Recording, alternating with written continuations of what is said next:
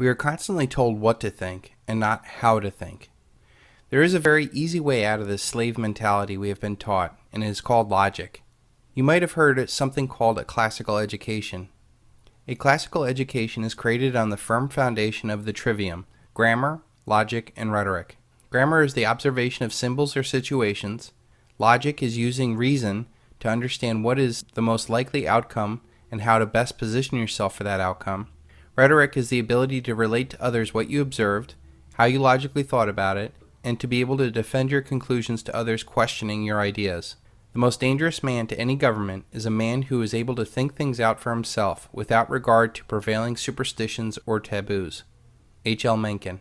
This trivium was the basis for all other education. If you were able to process information through the trivium, you could learn anything, and more importantly, you would love learning. Did you ever wonder why our founding fathers were able to speak multiple languages and to excel in vastly different areas like architecture and philosophy? It is because they had a strong foundation in the trivium.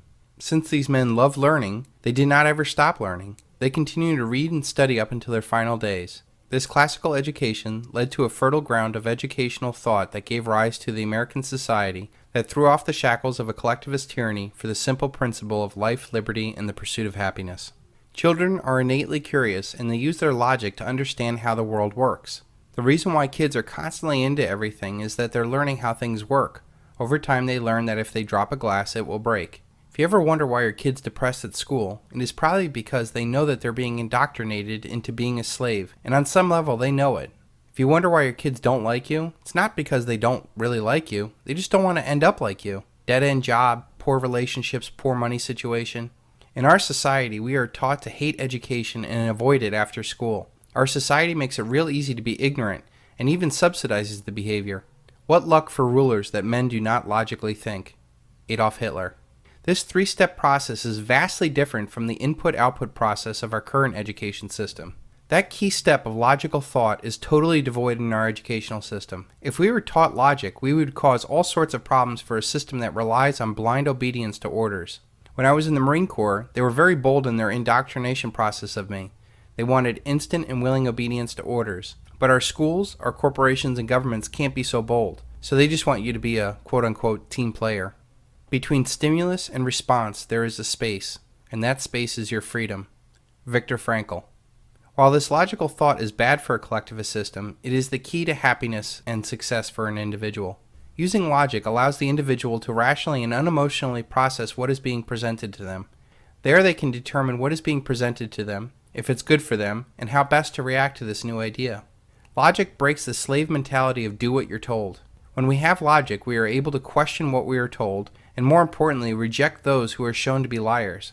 If we blindly accept everything we are told, we are led around by the nose by people who do think for themselves. When we think for ourselves, we can get ahead of the curve and become independent of a world gone mad. If you tell a lie big enough and keep repeating it, people will eventually come to believe it. The lie can be maintained only for such a time that the state can shield the people from the political, economic, or military consequences of the lie. Thus, it becomes vitally important for the state to use all of its powers to repress dissent, for the truth is the mortal enemy of the lie, and thus, by extension, the truth is the greatest enemy of the state. Joseph Goebbels. Using logic allows you to respond on an intellectual level and not an animalistic emotional level. Every good marketeer knows that the most powerful motivator to use is irrational fear. It is what drives the impulse buy. Every sale derives off of irrational fear of not being fashionable or having the latest and greatest gadget, or that missing out on a deal, or that they're going to run out. Logic would dictate that they're blowing out the old because a new product, which is probably better and cheaper, is coming out and they can't afford to keep the older model around. Or that they're never really going to run out because they're in the business of mass producing things. Marketing is simply the manipulation of people for the profits and power of others. By the way, if anyone here is in advertising or marketing, kill yourself. Just a little thought. I'm just trying to plant seeds. You are Satan's spawn, filling the world with bile and garbage. You are fucked and you are fucking us. Kill yourself. It's the only way to save your fucking soul. You live like that. I bet you sleep like fucking babies at night, don't you? What'd you do tonight, honey? Oh, we made arsenic childhood food now. Good night. Yeah, we just said, is your baby really too loud? Yeah, the mums will love it, yeah. Sleep like fucking children, don't you? This is your world, isn't it? Memorization and regurgitation of ideas is brainwashing. Critical thinking is freedom. How can we solve problems created by soundbite politics with more soundbites? We need logic to understand and to process the logical outcomes of these proposals. Instead, we get Operation Mockingbird type politics where talking points are crafted and then repeated throughout our media. Those that are most skilled at repeating those points are considered the most intelligent. I thought that it was a matter of real concern that planted stories intended to serve a national purpose abroad came home and were circulated here and believed here, because this would mean that the CIA could manipulate the news in the United States by channeling it through some foreign country. And we're looking at that very carefully. Do you have any people being paid by the CIA who are contributing to a major circulation American journal? We do have people who submit pieces to American journals. Do you have any people paid by the CIA who are working for television networks? This, I think, gets into the kind of getting into the details, Mr. Chairman, that I'd like to get into in executive session.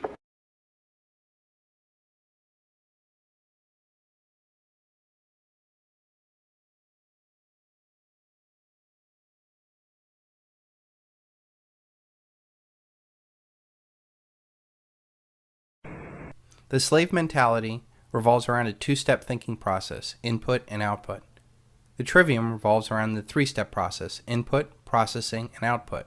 The processing of information is our freedom, and the elites seek to corrupt our input through secrecy and censorship. They seek to limit your freedom of processing ideas by either force or distraction, but ultimately, we cannot be allowed to make the same decision the elite would make if presented with the same set of facts. If you can perfect this three-step process of critical thinking, your mind is freed, and all knowledge can be learned with ease. More importantly, with this logical thought process, you are inoculated against predatory thought control of those that seek to manipulate you and take advantage of you. This logical thought process is completely devoid in our modern education system. By not questioning the ideas leads to not questioning authority, which serves the elite who created the system. We could encourage the best qualities of youthfulness: curiosity, adventure, resilience, the capacity for surprising insights simply by being more flexible about time, text, and tests. By introducing kids to truly competent adults and giving each student whatever autonomy he or she needs in order to take the risk every now and then. But we don't do that. John Taylor Gatto. This trivium thought process of logical thought feeds naturally into humans' innate curiosity. Once fully grasped, learning becomes addictive and almost insatiable. You can literally feel your brain growing and firing faster. Your world becomes less scary because you are confident that you can overcome any challenge. The elite that control our paradigm do not want critically thinking humans that would question their world and ultimately question them and the systems of control. But there's a reason. There's a reason. There's a reason for this. There's a reason education sucks, and it's the same reason that it will never, ever, ever be fixed. It's never going to get any better. Don't look for it. Be happy with what you got. Because the owners of this country don't want that. I'm talking about the real owners now. The real owners, the big wealthy business interests that control things and make all the important decisions. Forget the politicians. The politicians are put there to give you the idea that you have freedom of choice. You don't. You have no choice. You have owners. They own you. They own everything. They own all the important land. They own and control the corporations. They've long since bought and paid for the Senate, the Congress, the state houses, the city halls. They got the judges in their back pockets. And they own all the big media companies, so they control just about all of the news and information you get to hear. They got you by the balls. They spend billions of dollars every year lobbying to get what they want.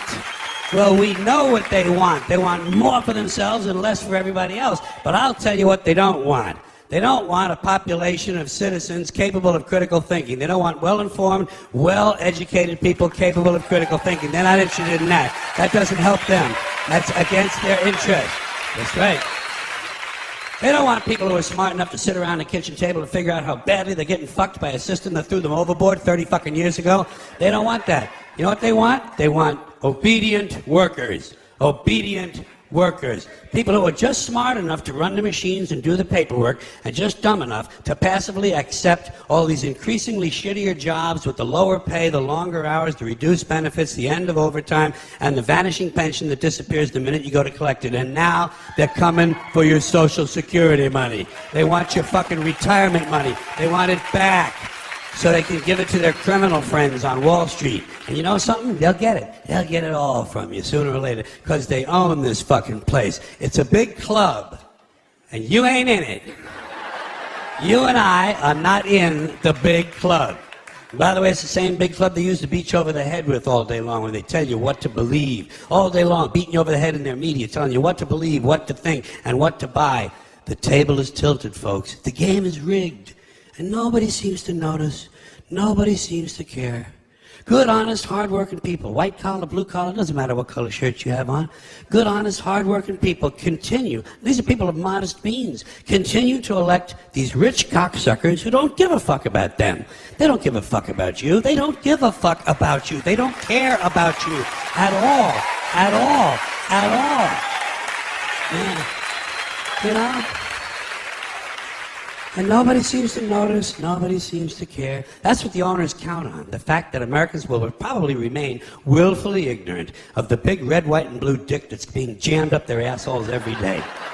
Because the owners of this country know the truth. It's called the American dream, because you have to be asleep to believe it.